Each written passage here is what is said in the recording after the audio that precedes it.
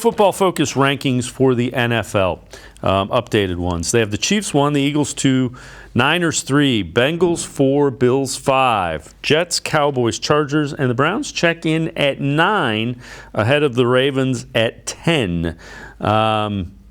Browns shored up their defense this offseason by adding Thornhill, Tomlinson, Okunrankwo, drafting Siaka Ika, posted a 76.4 pass rushing grade, 11.6 pass rush win rate. Defense will morph into a force to be reckoned with, and they also added Tillman. So they say pre-draft Browns were ranked 21st, biggest impact player from the draft, Siaka Ika. When you look at how it's laid out, they have the Browns 9th overall, but they are 6th in the AFC, which would make them a playoff team ahead of the Ravens. The way they project it, they have 3 of the AFC North teams making the playoffs. They have the Bengals 4th, so they're going to win the division. Browns and Ravens being wild cards.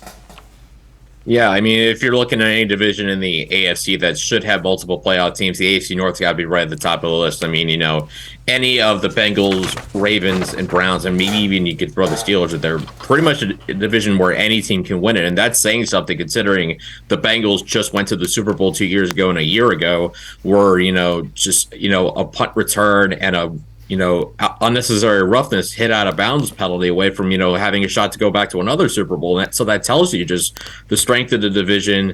And then, obviously Patrick Mahomes over in Kansas City. He's already got 2 Super Bowl rings, Josh Allen in Buffalo, the Jets adding Aaron Rodgers, Justin Herbert, looking very good for the Chargers in his playoff debut, despite the fact that they blew that massive lead in Jacksonville in the wild card game.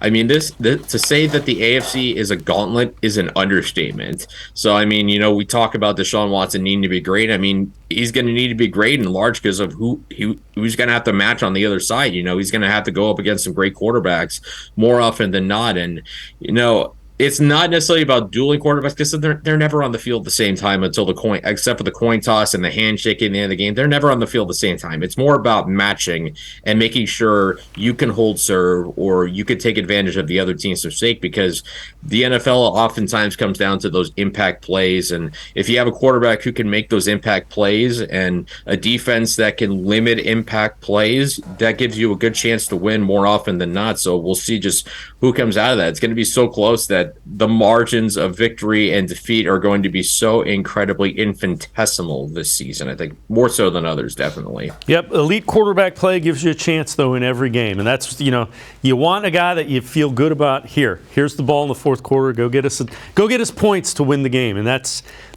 the quarterback's job, and that's what the Browns want from Deshaun Watson.